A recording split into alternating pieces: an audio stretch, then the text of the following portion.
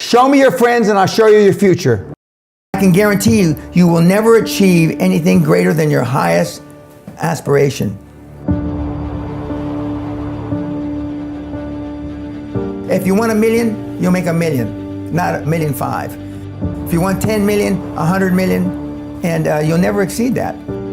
If you change 1 billion lives, that's a formula to become a billionaire and change the world. Time costs lives.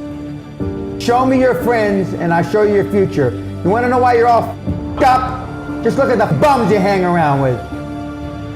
I do what you don't want to do, that you know that you got to do to be where you want to be. Ted Turner just gave his 75th anniversary party on CNN a few months ago. And he makes a couple of comments and he says, number one, and I'm not suggesting this for everybody, it's how I lived though. First 10 years of my starting CNN, I slept on my couch. I didn't have an apartment. Bill Gates slept in the office. Steve Jobs slept in the office. And I can go down a whole list. Now these are super successful, mega wealthy guys. I slept in my office. Not everybody's willing to make that sacrifice. But it's not the only thing. But even if you don't sleep in your office, if you want to send your kids to a better school, if you want to be able to take care of your mother when she gets dementia, if you want to, this all takes money. My children aren't getting any of my money when I die. Not one centavo, not one penny. And 2 of my kids are cool with it. One of them's not so cool with it. I'm not gonna, I think Andrew Carnegie, by the way, Andrew Carnegie, arguably the richest, most successful entrepreneur of all time, he said the best thing that you can have for a child is him to be born into poverty. And I agree.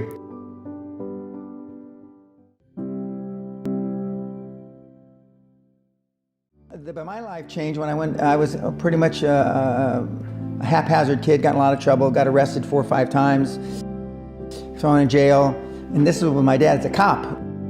But then I volunteered for the draft in 1966 at the height of the Vietnam War, and I went to OCS, and that changed my life because it was the really first real high performance thing that I could measure myself against with other people.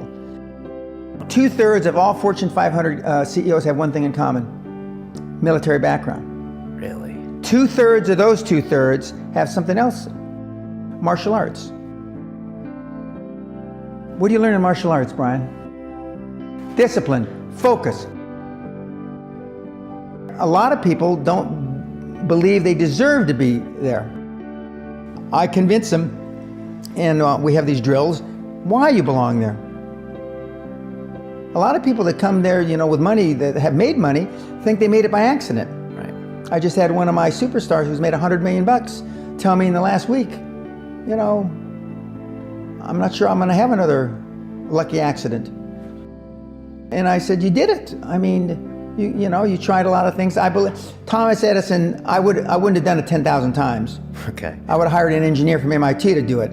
But I mean, I've tried a lot of things. Nobody's failed at more things than I have. And the first 100 million are successes, but I could write a book about failures that'd be, because I've tried a lot of different things.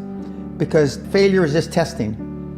And one of the reasons I've been so successful in generating this equity and value in my kids, and I call you all kids, is because I convince them that making a mistake is okay. Your parents probably told you, you can be anything you want, but you can't. That's horseshit. You can't. If it's all juxtaposed. But what you tell them is that you can do anything you want that you have passion for, because that eliminates most of the crap. Because most people don't follow their dream. Like they say in The Sound of Music, you can't have a dream come true unless you have a dream. Now, I still dream. I dream in Technicolor. I say my affirmations and goals every single night. It's bloody hard to be a high performance person.